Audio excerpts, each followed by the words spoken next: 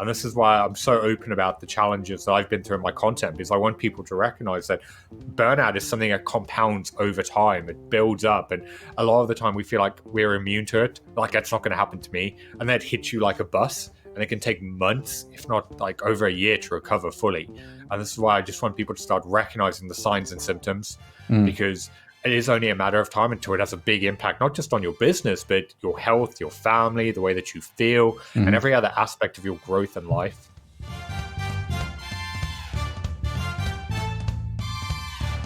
Welcome to Push to Be More with me, your host, Matt Edmundson. This is a show that talks about the stuff that makes life work.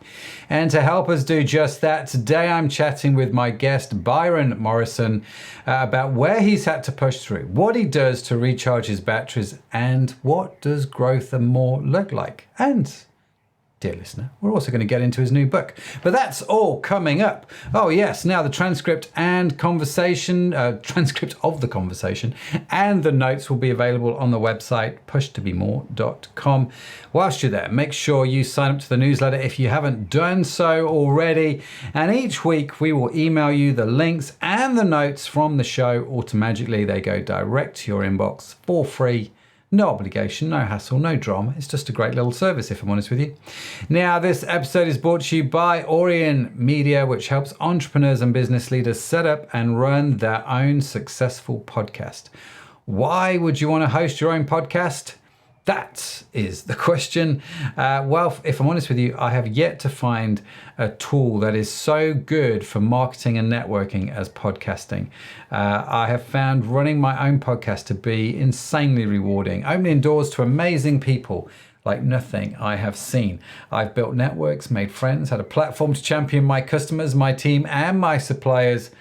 And I think just about any entrepreneurial business leader should have a podcast simply because of the impact it's had on my own business. Now, I appreciate this sounds great in theory, just rolls off the tongue, doesn't it? But there's a whole bunch of other stuff you have to think about, like strategy, distribution, production. I mean, the list goes on. And this is where Orion Media step up to the plate. They take all of that off you, so you don't have to worry about it. All you have to do is just talk to your guests. Oh yes. See, I get to do what I'm good at, which is talk to people, and Orion Media take care of the rest. Love it, love it, love it. So if you're wondering if podcasting is a good marketing strategy for your business, do connect with them at orionmedia.com. That's AURION media.com. So that's the show sponsor. Let's talk about today's guest. Byron Morrison is the author of a book, which I just love this title. Maybe you should give up. 7 ways to get out of your own way and take control of your life. He's also a mindset and high performance coach who has helped CEOs, entrepreneurs, and business leaders in 15 countries become who they need to be to break through for the next level of success. Byron, it's great to have you on the show, man. How are you doing? Hey, I'm doing really well, thanks. I'm excited to be here. Thanks for having me on. Yeah, see, I know you say that, but we were talking before we hit the button that this is like the 80th podcast you've been on recently because of the book launch. And so were you excited to be on all 80 of those podcasts? A lot of them have been actually really fun. And going back to the message you were pushing in your kind of sponsored post at the beginning, like I've met so many incredible people, like so many hosts of like helping with the book launch. I've had people where we keep connecting each other. I've referred clients to certain hosts, like other people have been like sending me to other podcasts. So it's been an incredible networking opportunity, and I've had so many fascinating conversations. So yeah, I'm definitely looking forward to taking a little bit of a break from it, but it has been a great experience. So this is your last one, isn't it, on the tour? And it's one of the last ones. I think we've probably got about 5 or 6 more. Okay. Yeah. Fantastic. Well, it was Dominic Gurley who referred you to us. And Dominic has also been on the show. What a legend that man is. I really enjoyed our conversation. So thank you, Dominic, for doing that. And if you've not heard Dominic's episode yet, do check that out. It's on the Push to Be More archive. Great conversation. So, Byron, let me tell you. Well, let me start by asking you my favorite opening question. So you mentioned the podcast agency in the script who helps, Orion Media helps businesses, entrepreneurs set up host their own podcast. So if you did have your own podcast, and you could have a guest on your show from your past or your present that has had a big influence on your life, who would you want to interview and why? Yep. So for me, if I was going to launch a podcast, the thing I would focus on is getting a host of past clients. Like, because I've worked with a lot of incredible CEOs and leaders from around the world who've just gone through this amazing growth, and get them to come on and talk about their experiences and what happened behind closed doors to make it happen. So I think there's a lot of entrepreneurs and founders who are really have great potential, but they don't really know what's involved. Because I've had so many conversations behind closed doors that people can't even comprehend the challenges that have to be navigated. So I think it'd be really interesting to do something like that, just to really dive into it and just kind of pull out a lot of the golden nuggets to let people see what's actually going on and what's involved in the journey. Yeah, that's a good answer, because that's predominantly what we do on this show. we just get those people on the show and we ask them all kinds of awkward questions. Well, you're on now, we're going to find out. We ask all kinds of awkward questions about life. But I like that phrase, behind closed doors. That would actually, I don't know if it's already a name for a podcast, but that would be a great name for a podcast, the Behind Closed Doors podcast. So if you've worked obviously with a bunch of past clients and some of the stuff that goes on behind closed doors. What would be some of the answers that they would give you that maybe would be surprising for people? Yep. Probably the biggest one is how lonely and stressful it is. Because one example of this is there was a client I was working with last year, and I remember he booked an application call to speak with me. I went on his LinkedIn, and it was all smiles and awards and everything looked like it was going incredible. And he got on the conversation, and he just completely broke down. He's like, over the last 2 years, they'd grown from a team of 10 to 150. They were about to double in size again. He was like, Wow. I don't know if I've got it in me. He's like, it's taken everything out of me. I was like, everyone always wants something. I'm exhausted. I'm just burnt out. I don't know if I've got anything left in the tank. And his business just felt like this mental and emotional drain. But for him, because everyone looked to him to solve their problems, he felt like he had to put on a facade and keep up this act to the outside world, because he didn't want people to see that his internal state didn't match his external success. And I see this across the board with so many of the clients I work with. They're always bottling it up and trying to just put on this brave face. And the amount of application calls I've had with people where at the end of it, they're just like, I can't believe I've said that to you. Like, I've never told anyone this. And you can see on their face, like, the weight of the world has been lifted because they finally just admitted how they feel. And that's why so few people understand, like, how lonely being an entrepreneur and running a business actually is. Yeah, that's super powerful. Their internal state doesn't equal their external success. I love that phrase that you used there. So why do you think it is so hard for entrepreneurs, for business leaders to acknowledge that they are feeling lonely, that they are close to burnout, that their internal state is not great compared to what's going on externally? Yeah. There's a few different sides to it. The first side is obviously the superficial. When you've got social media and you need to put on this show of what's going on, like, you want your clients and your customers to be like, oh, this company's doing great, I want to go there. The other side of it is when people are looking up to you. If you've got people around you, if you've got the responsibility to provide and support to them, a lot of the time it puts that pressure on you that you have to have it all together. You can't show that you're crumbling, because if your team starts seeing that you're suffering, they're going to start worrying that maybe their job's in jeopardy, maybe something's wrong with the business. So it puts all of that extra stress. And then the third and probably most important one is people just don't get it. Like, whether it's your family, your friends, the people around you, unless they've been through the situation that you're in, they're not going to understand. Like, their intentions might be in the right place and they might care, but they're not going to get the drive, the stress you're under, the huge pressure to perform and deliver. So a lot of the time it's easier just to hold it in, because you don't want to burden them with what's going on. But also, even then, like, anything they say is just like, they mean well, but they just don't fully get what you're actually going through. Yeah, it's super powerful, man. I kind of know the answer to this question, Byron, just simply because we were talking before we hit the record button, but you yourself have experienced burnout, right? Yeah, I've been through it a couple of times in my business. And I remember one time it got so bad where I'd been pushing for months, if not years. Like, I was exhausted, but I was my own worst enemy. As I kept telling myself, I've got so much to do, I can't slow down. And I remember the really scary point was I'd gone to visit my parents one day. I just took a break and went for coffee with them. And I was driving home and I couldn't remember if I'd missed my turning. Like I said, such bad brain fog. I was just driving down the motorway and I was just like, I don't know if I've like missed the turn I've gone past 100 times. And that for me was like this panic started to kick in. It was like, if I don't do something about this, like I'm going to end up in hospital.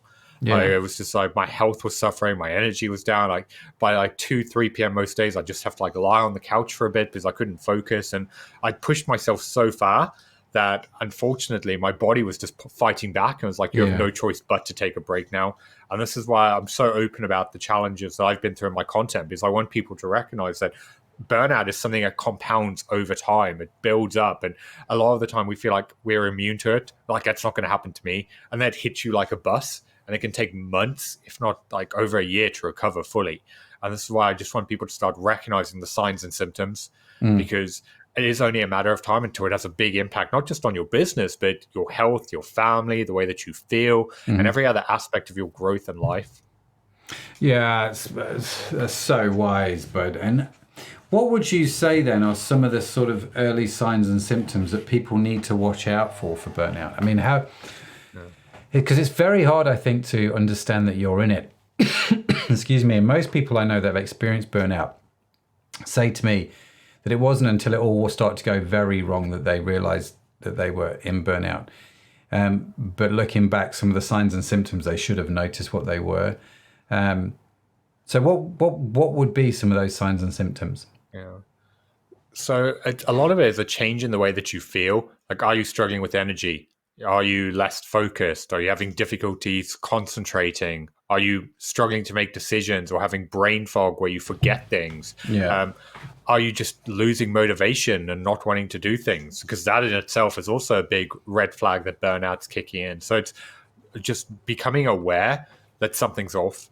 And like, I'd love to like throw like a really useful strategy that anyone listening to this could use. Because one thing I do with my private clients is I track what's going on a day-to-day basis, and part of that I use a traffic light system. So a green day is a day like everything flowed smoothly, everything was great. Amber is stop-start, it's kind of not great, low energy but fine. Red is like the day you're unmotivated, you're exhausted, complete catastrophe. And what we do is we keep a snapshot of that where we track it every single day. And what that allows us to do is take a step back and be like, okay, what's going on? Because if you have a running period of 3 ambers and reds in a row, or even 5, then that's a sign that something's going on. You can be like, okay, what's happening here? Am I not sleeping as well? Is my diet off? Am I extra stressed? Am I pushing myself too hard?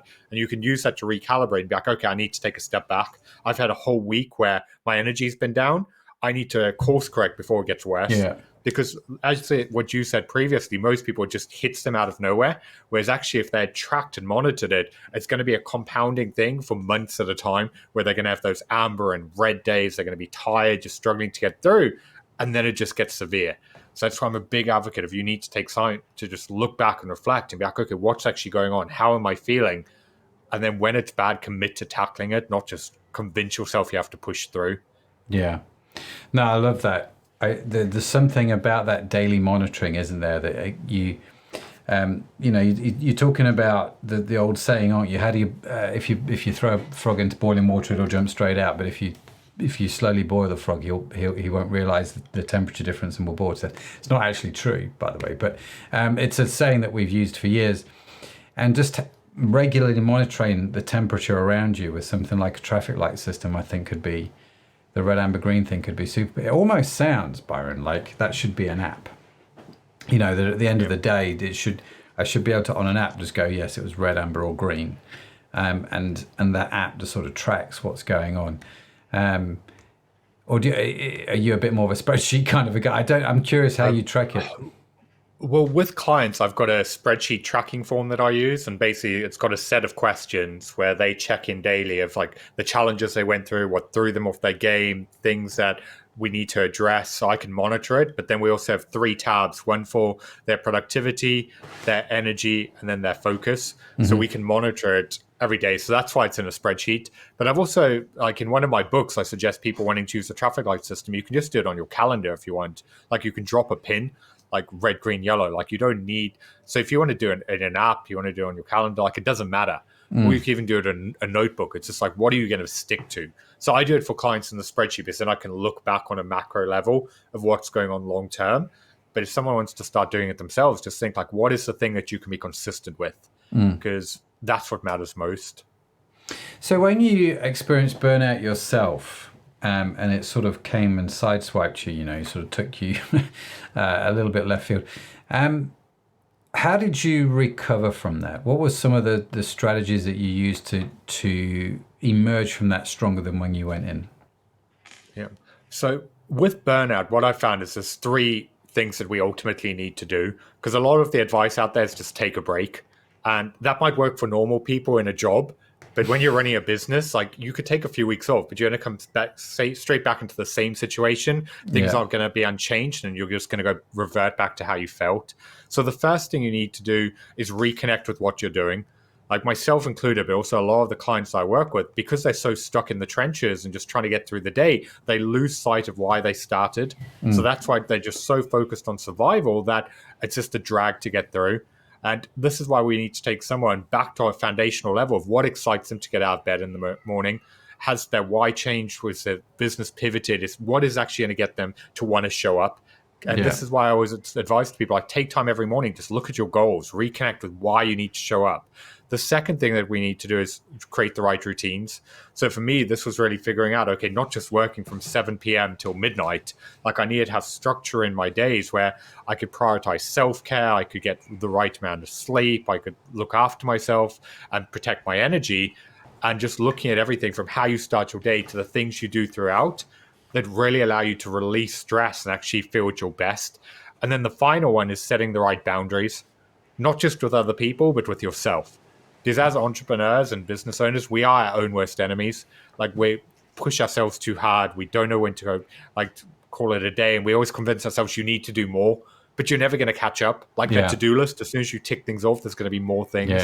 So you need to really get that idea of, okay, when is enough? And be at peace with like, you're in a marathon, not a sprint. And it's all about longevity. So I found, reconnect with your goals, focus on developing the right routines, and then set the right boundaries to actually follow through. And that can go a long way in helping someone feel more in control. That's really good. Super practical. So what are some of the routines that you put into place? Because obviously everyone's goals are going to be different. So reconnecting with your goals while you're doing what you're doing.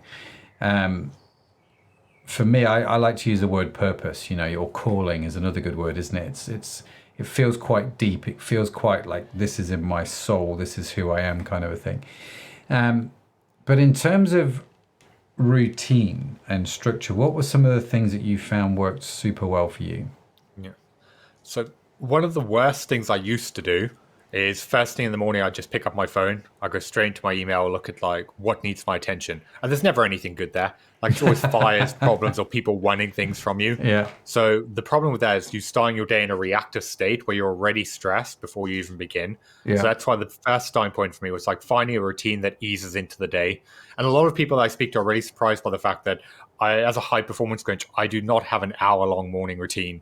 Like a lot of like the advice out there is like you need to do all of these like meditations, all this stuff, and that works for a lot of people. Great. For me, it doesn't. Like I just need 15 minutes to get up, get a cup of tea or coffee, take the dog for a walk, get some fresh air, come in, plan my day, figure out the key things I want to get done, and then I'm good to go. So the advice I always give to people is you need to figure out what works for you. There is no perfect morning routine. It's all about what actually gives you energy. The other things we're looking at throughout the day, what do I do to step away? Because when you're just running a business, it's so easy just to sit there for 16 hours and not stop. So I've built in different things like going for a lunchtime walk to get some fresh air and disconnect from technology, making sure I'm going every single day to the gym and just there's no access to any work there so I can mentally unwind. Taking time in the evenings to like, I enjoy cooking. So again, getting off technology and just preparing a nice meal and then having set times to end and not check email during that period. Because again, what I was doing in the past is before bed, one of the last things I would do is check my email and social media. It's like, is there anything I need to respond to before I go to bed? And all that would do is put me straight back into work mode. So I then lie in bed, unable to sleep, worrying about stuff that needed to get done. So a lot of this sounds really obvious from the outside, but you'd be amazed at how many people just don't do it because they're just so pulled into what needs to get done. And that's where they just get in their own way.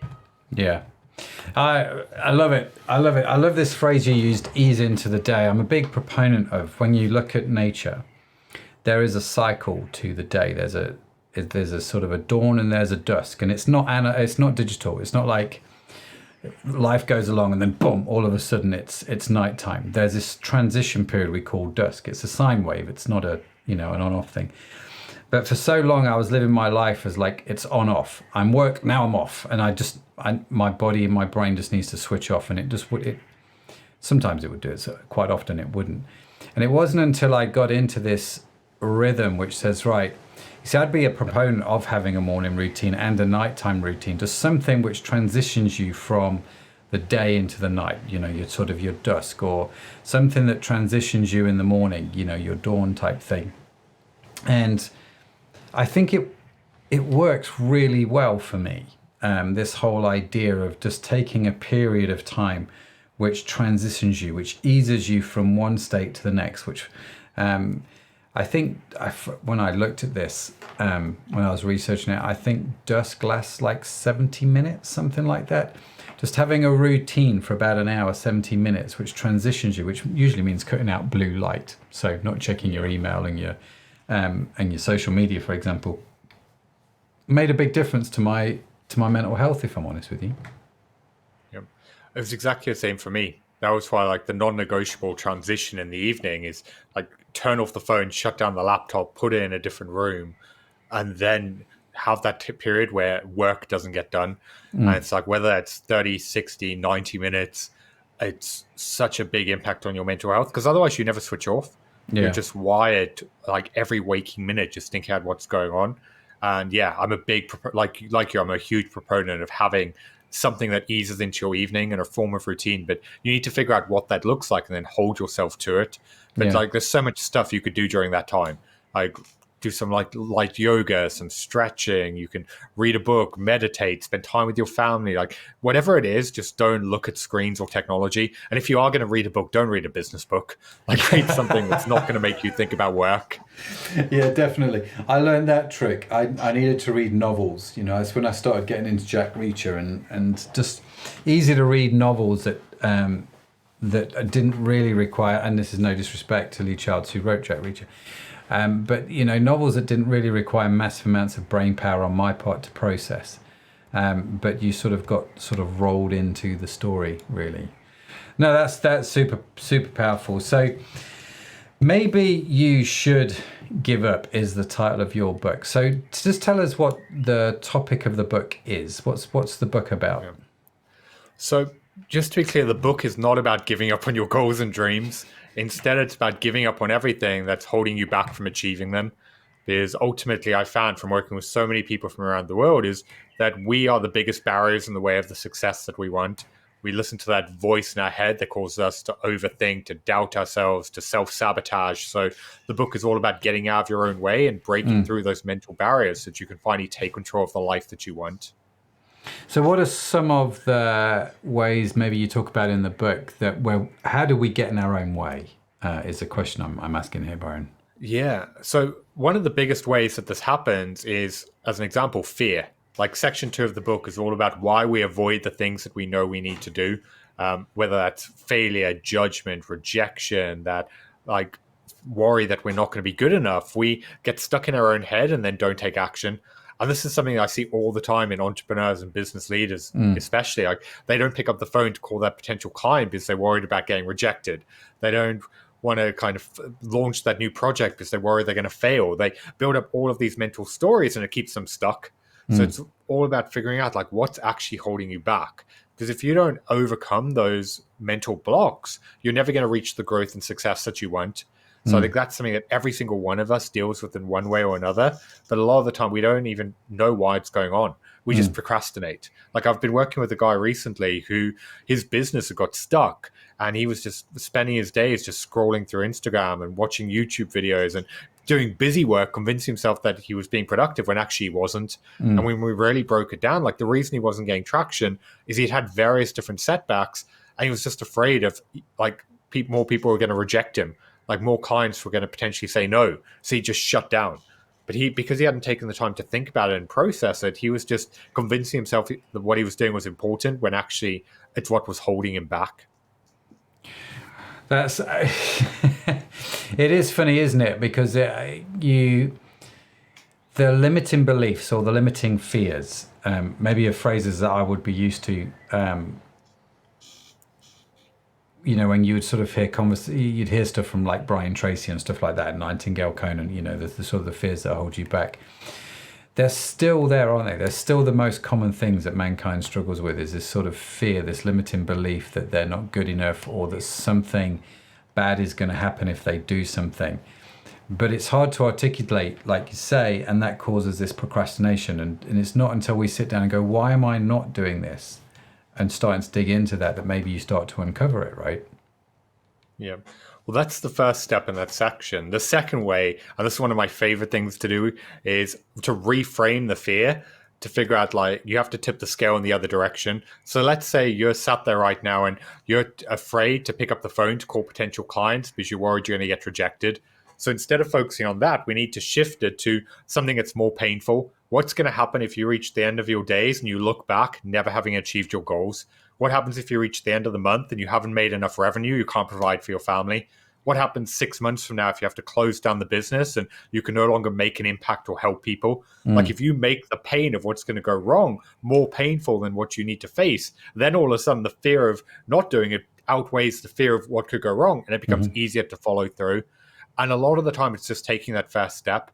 Going back to that client example that I gave a minute ago, we just had to push him to start picking up the phone again. Once he got on and he realized that actually, if he hears a no, it's not a big deal. It's just him like going through the process. But a lot of the time, as soon as he heard that first yes and got some traction, his confidence came back and he felt like he was back into his old self. So it was just building up in his mind as this catastrophe, and he was making it up into a far bigger deal than it actually was. And this is why a lot of the time you need to recognize that the life that you want is on the other side of that fear. But until you start pushing yourself to face it, you're not going to move forward and you're going to stay stuck. Yeah. The life you want is on the other side of that fear, I think, is a great phrase. And it's so true. So true. The things like that hold us back. It's interesting how you talk about reframing it in a more negative light. So this is the pain of doing the cold call. Let's reframe that and look at the pain of if you don't do them, what's going to happen in terms of losing the business, not providing for the family, and so on and so forth. I've never heard it put like that. Normally people try and reframe in a positive light. Yeah. The reason why I went the other direction is reframing in a positive light is great, but also it's easy to then talk yourself out of it, be like, yeah, but. And it's like, I still don't want to face this because it's uncomfortable. Like, I know that that's the potential payoff. I know that by picking up the phone here, I can potentially get all this stuff in. That's great, but it's not a big enough motivator. Whereas actually, this is what I'm going to miss out on, because we'll do far more to avoid pain than we will to find pleasure. And if you're looking at, okay, this is what's going to happen, and you see the reality that you're heading towards, that can be, I found, a far bigger push to actually get someone to follow through. So, yeah, I think while reframing the positives is great, I found it's not as effective as going the other direction. And I'm all about positivity. Like, I don't want to like kick someone while they're down, but it's like, this is one of those things. It's like, we need to find what like drives someone and then nail into that and push them to actually follow through with it. Yeah. No, it's fair enough. It's fair enough. It's kind of making me think of, there was one time, Byron, where I was feeling particularly sorry for myself. I had quite a significant accident with a table saw. And I'll spare you the gory details, dear listener, but me and a table saw, we didn't see eye to eye for a little while. And I had a bit of an accident. And I remember sitting there in pain, feeling sorry for myself. And I remember watching, I'm going to date myself here, I was watching an episode of ER, which was a hospital drama pre-Grey's Anatomy. That's how long ago it was. And I remember one of the doctors the whole episode was about him being a volunteer in a hospital in Africa in the midst of a war zone, I think, or something. And I just remember looking at that going, yeah, I can feel sorry for myself, but really, there are definitely people here who are a lot worse off in the world than I am. I don't know if that's a good principle or not. There are some people who will say, well, you should, just live in the pain of what you've got. But for me, it was super helpful to put it into some kind of context. That actually what I'm seeing and experiencing now is nowhere near as what it potentially could be. It's not the end of the world. It's just we're at 5% out of something that could really reach 100%. We're not at 95%, right? And I just found that actually really helpful. This sort of, so a bit like you making it more negative in a lot of ways, really helped me get out of this feeling sorry for myself, stupid that I was in after my accident. Yeah. It's going to come down to like what works for the individual, but there's a key caveat to what I'm sharing as well. Like the ultimate thing is like, what can you do about it? Because a lot of people, the reason why they get stuck in, I'm going to use this term loosely, but victim mindset, where they're feeling sorry for themselves. But a lot of that is because they're dwelling on the past. Yeah. They're looking at their situation and they're feeling bad about where they are. And they're beating themselves up for mistakes or things that went wrong or things they don't think are fair for them. And all that does is take their focus and energy. And that's why the book is all about shifting that from, okay, you can't change the past, but you can change your future based on the actions you take in the present. Yeah. So it's all about stopping to recognize, do you know what, this is the situation I'm in regardless. What can I do about it? What action can I take to empower myself to turn it around? Because this is where so many people just get stuck in that headspace because they're just living in the past or they're living in the future, worrying about things that could potentially go wrong. So it's all about just bringing it into the moment and be like, okay, this is what's going on. This is the way the cards have been dealt. What do I need to do to move forward? That in itself is incredibly empowering. Like when you take that moment, just be like, do you know what do I actually need to do about this? Like what action can I take? Like that for a lot of people can be exactly what they need to let go of the past and move on. Super empowering, isn't it? And I'm as you're talking, I'm hearing a chap called Ram Gidimall in the back of my head who came on the podcast. He's a friend of mine who was an immigrant from India in the 1960s into London. It's not the place you want to be from India. It was not a healthy place to be. And there was a lot of circumstances that he had to deal with and live through that I'll never have to face. But when you talk to him and listen to him, he said the one question they kept asking themselves is, what can I do? Okay, so this is what I can't do. I can't change racism overnight in the UK where I live. So what can I do?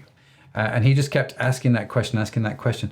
Well, their family built, I genuinely can't remember the amount of money that the family built a business worth hundreds of millions from memory. And but it was all based around this question, what can I do? So just looking at that simple question it doesn't stop you being a victim. It changes your future though, isn't it? It changes your future relationship to what happened in the past. Yeah. And it's such a powerful question. And it's something that we can all do because the other side I put to it as well is like, what worked for you to overcome that pain? Like, that's fantastic that helped you shift your perspective. But for a lot of other people, I would never want to dismiss what they're going through of just getting them to be like, someone else has got it worse, stop feeling sorry for yourself. And because then that can make them feel even worse about the situation they're in. They're like, I'm being such an idiot. Like, why am I feeling this way? Like when someone else is suffering. So that's why I'm just such a big person, like advocate of being like, okay, what can I do about this? Like, this is the situation I'm in. I'm feeling this way. It's completely justified. I've had a knock to my confidence or this has gone wrong. But knowing that, how do I move forward? Because a lot of people become stuck for years. Like I remember like a really dark period of my life where I was like really depressed. I was really down. And a lot of it I was just focused on getting in the day. And I was just so focused on my situation and how bad it was that I wasn't doing anything about it. Like I was just trying just to survive. And it was only when I just took a step back, I was back, okay, what can I actually do to get out of this? Like, how can I turn it around? That was how I broke through. Like that gave me the belief that things could get better. But it wasn't until I fully embraced that I could move on. And that's why I've got so much empathy for people who are struggling, because like I've been there. I know how difficult it is when you feel knocked down and you're just trying to get through the day. And it's a big part of the reason why I do the work I do, to try and be that person that pushes people to be like, do you know what? Regardless of what you've been through, like you've survived 100% of your worst days and you're still here. So you will make it through this, but you've got to make a decision to do something differently, to take a different action and finally start going after what you want. Yeah. How do you maintain that kind of, because if you're in a position where you're constantly knocked down every day, that becomes harder and harder to maintain that belief that actually you can make a difference, that you can change something, doesn't it? Because you feel like you're constantly being knocked back. Yeah. This is part of the reason why I believe you have to be a special kind of crazy to be an entrepreneur, because you're essentially signing up to a life where every day you're going to get punched in the gut and have to get up, because you can have your best ever day and still there's going to be stuff going wrong. Like, it's every single day. You just have to get adapted to it. And I think this is why so few people are cut out for running a business, because they just mentally and emotionally can't deal with it. Yeah. So some of the best advice I always give to people is knowing when you just need to step back and walk away. Because at times we just get so pulled into it and we're just like, everything's going wrong. And I had this with a client recently where he was just like, they're going through this big merger, all of these things are falling apart. He was just feeling exhausted. I was like, you need to step away. I was like, you going away for a weekend and taking some time off and just giving yourself some headspace and focusing on self-care is not going to make any difference in the grand scheme of things. Like, a month from now, you're not going to care that you took that time off. But if you don't step away and you keep pushing through, things are just going to get worse. So he took the advice. He booked an Airbnb in a city a few hours away, went there, took a weekend for himself, didn't do any work. Like, he went to watch a film he wanted to do. He made time to get a massage. He took a little bit of time and he came back refocused, and he was able to then feel better and get back into it. So part of it is just knowing, like, okay, I've been knocked down here, and giving yourself permission just to step back slightly. Like, we all have days where we just feel out of it. And sometimes you just need to be like, do you know what? I need to process this and move through it. And that is just sometimes how you can pick yourself back up rather than just trying to push through in the moment. Yeah. Powerful. Do you journal, Byron? I do. The same tracking form that I use with my clients is something that I do for myself. And the reason being, it's essentially just a set of questions that break down how the day went. It forces you to think of, okay, this happened. This is the challenges I faced. This is what's going on that I need to be aware of, the intentions I need to set, and things that are throwing me off my game at the moment. So it's essentially a form of journaling. Like, I found that's what works for me. But I'm a big advocate of it because I don't think that we take enough time to slow down and process what happens. Just get our thoughts out and really connect with what's happening. And for a lot of people, like, that can be so enlightening to give them clarity on what's really going on. Yeah, absolutely. This idea of, I don't know if you've read books like Essentialism, The Ruthless Elimination of Hurry, I think I've just read Take a Day Off. I think that's what it's called, by Bob Maxwell.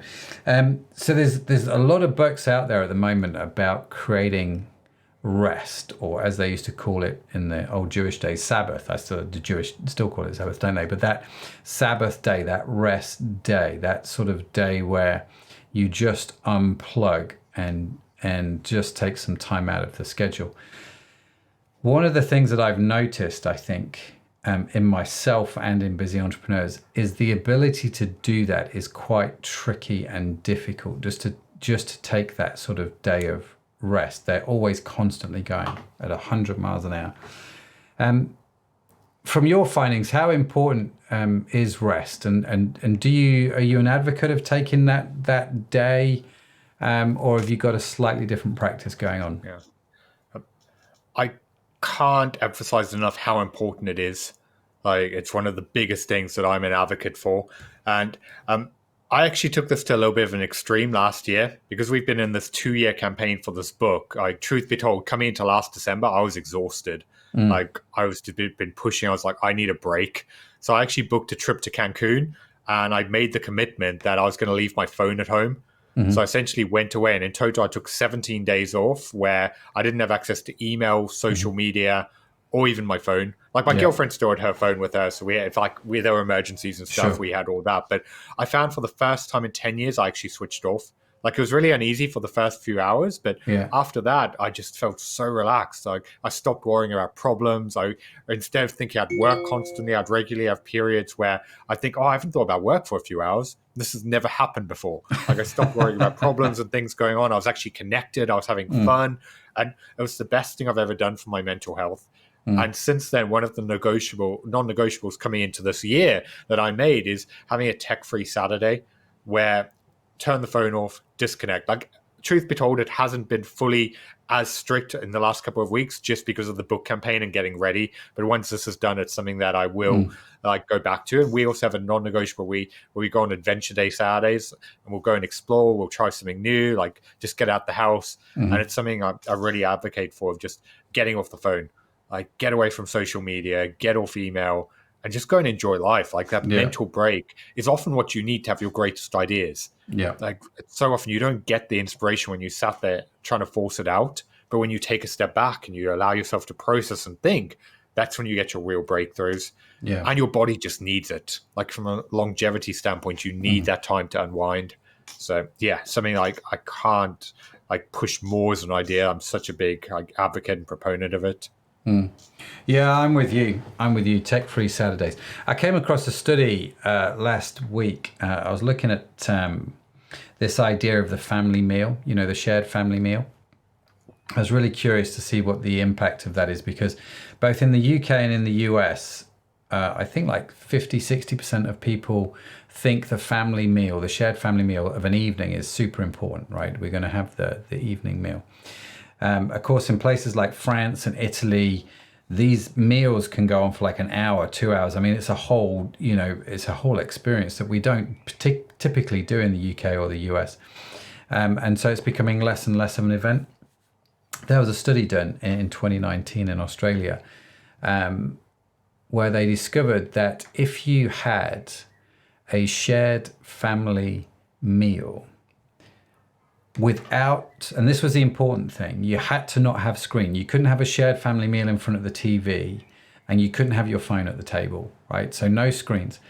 But if you had a shared family meal where you connected, there was a drop in the divorce rate of 30%. Now, this is a phenomenal number when you think about, how to reduce the likelihood of divorce by 30%. Just eat a meal together for at least 30 minutes and don't have your phone or TV on. Oh, okay. But it's that connection and that switching off, but connecting with those around you, those that you love, seems to have quite a big impact on your mental health, on your marriage, on your relationship with your kids. It's a big deal, right? Yeah. I haven't seen that study, but I 100% believe it.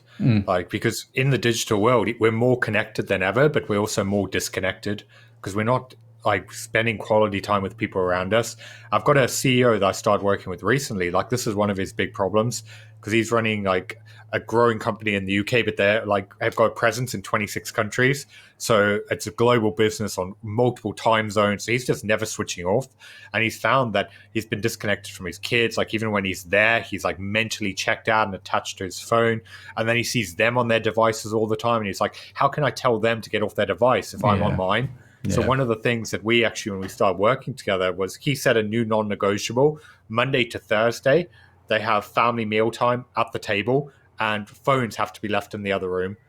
And he said it's just been transformative for his relationship with his wife and his kids because they're there and they're talking and they're engaged. And then on the weekends, they can do what they want. They can go out for dinner, they can watch a movie together, whatever it is. But it's just finding that balance. It doesn't have to be all or nothing. And that's why I love the Monday to Thursday way of setting that up, because then you still feel like you can have that flexibility. But yeah, it's something I advise to so many clients I work with, that just have more opportunities to leave your phone away. Put it in another room, turn it off. The world's not going to fall apart if you aren't available for 30 minutes. Whereas your relationship could completely transform there if you do that daily. Because with running a business, the people around you feel neglected. When it's obviously it's your big passion, your purpose, and it's what takes up most of your headspace. If you don't set those boundaries, it's something's going to give. And that was why I said earlier, the biggest boundary you have to set is with yourself. It's making a decision of, these are the things that matter to me. What's getting in the way and what can I do to remove it so that I can focus on that quality time, not quantity, because time is a scarce resource, but making sure the time that you do have is really connected and actually effective. Fantastic. Byron, listen, I'm aware of time. So what I'm going to do is take a slightly different tact. I'm going to turn to the question box. Dun, dun, dun. So this is where I'm going to flick through the questions. You are going to tell me when to stop. Wherever I stop, that's going to be the question that we ask. Stop. Okay. Moment of truth. Moment of truth. So, this is a question that's been asked before. Caroline Paulson asked this one actually in her episode. For you, what would be a good death? Probably going in my sleep, not knowing what happened. I think one of the things that really terrifies me is like with the health problems we have and having like an extended thing of just being really sick for a long period of time. So yeah, just having a peaceful one where no real pain or not knowing what happened. Like I think that's something all of us. So yeah, I'd be surprised if that wasn't most people's answer, but you know, bit of a grim way to end it. It is. I think it's a fascinating question. I'm trying to rack my brain to remember how Caroline answered the question, because I think it's a really fascinating question because again, this is coming back to something you said earlier. When I get to the end of my life, you see the way you've answered it, I would say is a good way to die. I don't know if I'd say that's a good death. I think for me, a good death would be looking back over my life, going, I gave it a good shot. You know, and you've sort of, whenever that is, whenever God calls time out on this time on earth, I look back and I go, you know what, I gave it a good shot. I loved my wife.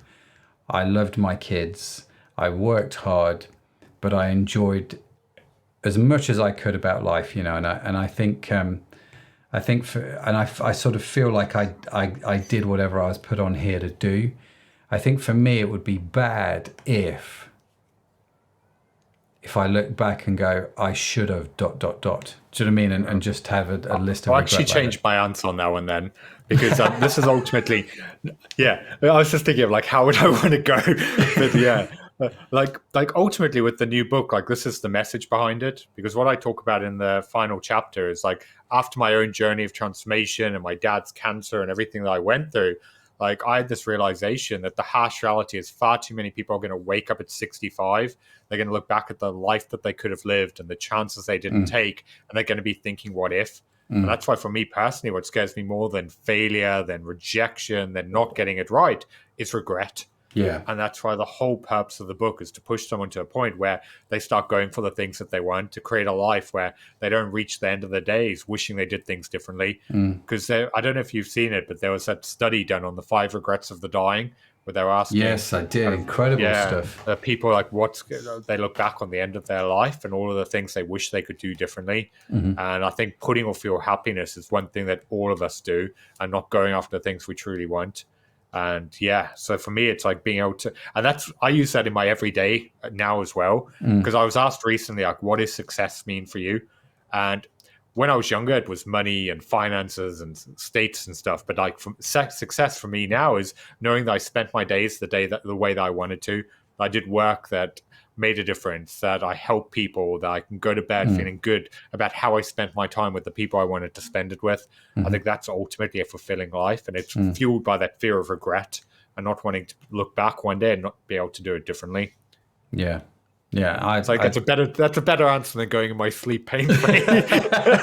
Well, do all of that and then go in your sleep pain-free is a good way to go. Byron, listen, how do we find the book? Where's a good place to get that? Where would we buy that if we want to? So the book's available anywhere that you can get books. So whether it's Amazon, Barnes & Noble, Waterstones, like if they sell books, you can get a copy there. Or you can find out more on my website, byronmorrison.com. And I'm also really active on social media like LinkedIn and Instagram. Just search for author Byron Morrison. I put out daily content and videos and everything else on taking control of your life. Fantastic. We will, of course, link to all of those, Byron, in the show notes as well, which you can get along for free at pushtobemore.com. Or if you subscribe to the newsletter, that's going to be coming straight to your inbox, which is good news. Byron, listen, thanks for coming on the show, man. And thanks for sharing some of the insights from your book. Loved that conversation. It's so uplifting, and you just come away feeling inspired, and that actually life can be different, and we can do some pretty good stuff. So love it, appreciate it, and I wish you every success with the book too, buddy. Thanks for having me on today. That's great. Huge thanks again to Byron for joining me today. Also, a big shout out to today's show sponsor, Orion Media. If you're wondering if podcasting is a good marketing strategy for your business, do connect with them at orionmedia.com. That's AURION media.com. Now, be sure to follow Push to Be More wherever you get your podcasts from, because we've got yet more great conversations lined up, and I don't want you to miss any of them. And in case no one has told you yet today, dear listener, let me be the first to tell you, you are awesome. Yes, you are created awesome. It's just a burden you have to bear. Byron has to bear it. I've got to bear it. You've got to bear it as well. Now, Push to Be More is produced by Orion Media. You can find our entire archive of episodes on your favorite podcast app. The team that makes this show possible is Sadaf Bainon, Estella Robin, and Tanya Hutzalak. Our theme music is by Josh Edmundson. And as I mentioned, if you would like to read the transcript or the show notes or get any of those links, head to the website pushtobemore.com. That's it from me. That's it from Byron. Thank you so much for joining us. Have a fantastic week wherever you are in the world. I'll see you next time. Bye for now.